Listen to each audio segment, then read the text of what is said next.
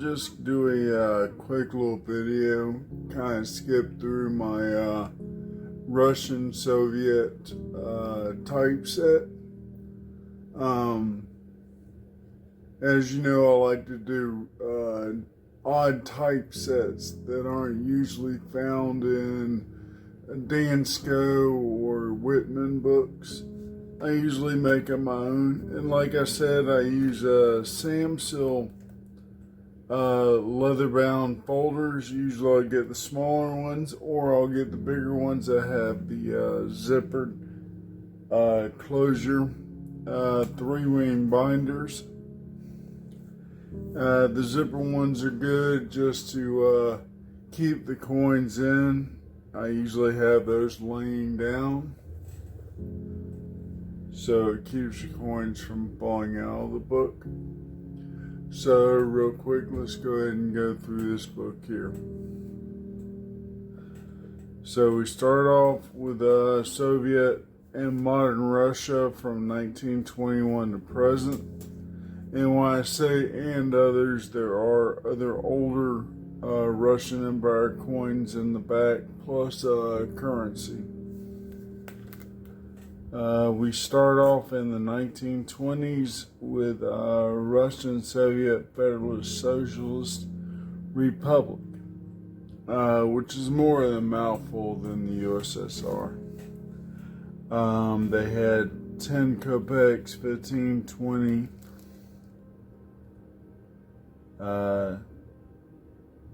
50, and then the ruble. You also had a half kopeck and a regular kopeck.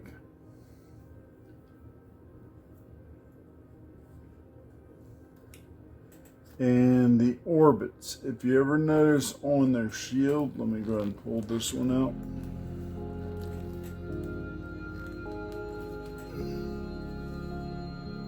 On the wreath, you see that the ribbon rotates or orbits around the wreath. The number of orbits is the amount of countries that they picked up for the Soviet Union. So at that time, they had 7 countries under the Soviet Union. Then in 1940, they had 11 orbits. In 1949, they had 16 orbits. So, I mean, from 1936 to 1940, they picked up 3 more countries. From 1940 to 1949, they picked up 5 more. So we go through all the kopecks, the 2 kopecks. This is when they first literally kicked out the Romanov Empire, and socialism, communism took over. These are the first 5 coins of the Socialist Republic of Russia. Then you had the United Socialist Republic,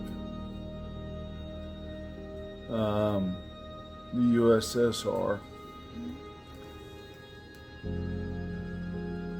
The 2s, the 3 kopecks. There's quite a bit of coins during the socialist era of Russia. Like I usually say, if you want a list of what to look for certain countries, I do make up my own checklist and everything. I can always send them to you. My email is in my About tab up here, up top. We go into the 5s and the 10 kopecks, into the 15 kopecks. I believe the 10 is where the silver started. Then you had silver during the 15 kopecks, into the 20 kopecks, and the 50 kopecks, or the poltinik. Then you had the 1 rubles. Then you kind of had change in the leadership during the socialist time, everything went from Leninism to Stalinism. Even during Gorbachev's time, you had Stalinism.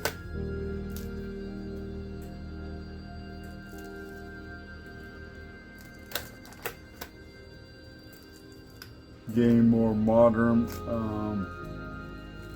I want to say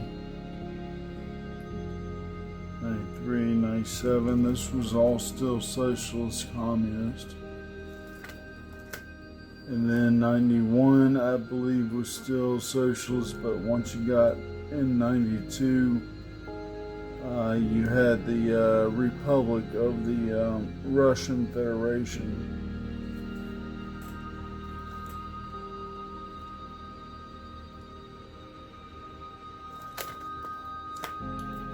And mint set from 1993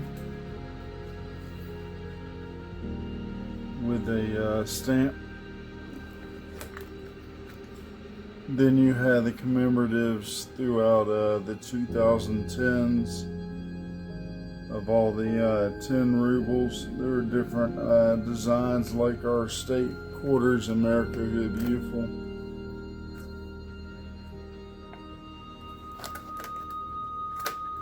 And then you get more into the ancient coins, or not ancient, but older coins from the Russian Empire.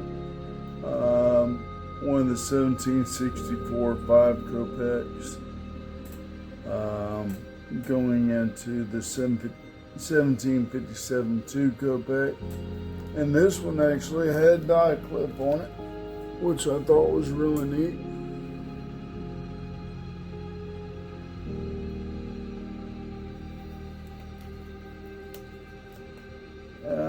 Some of the silvers. All this is Russian Empire.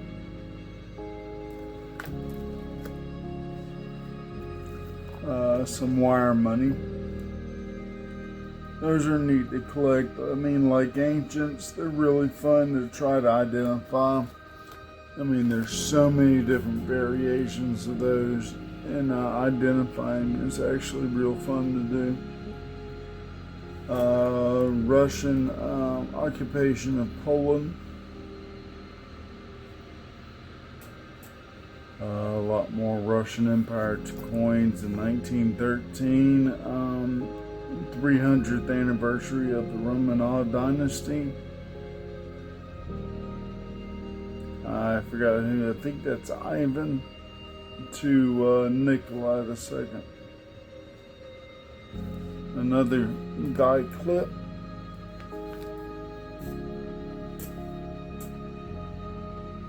You can see it there at the 9 o'clock.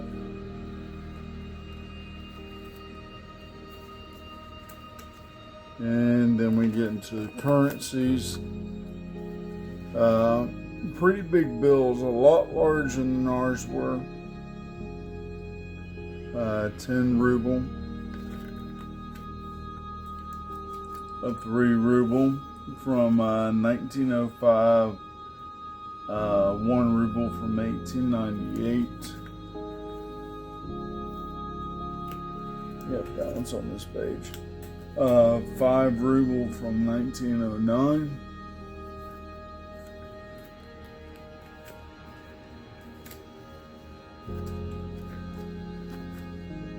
And then more modern ones, a 200 ruble from 1992. That was the first year they were not communist.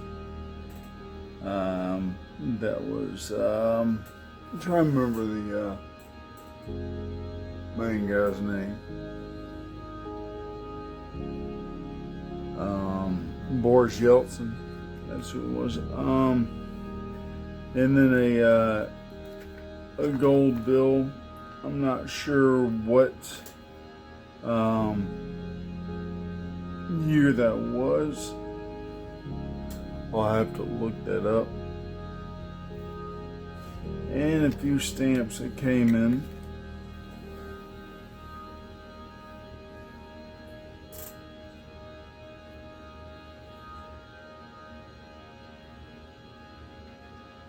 some more modern stamps.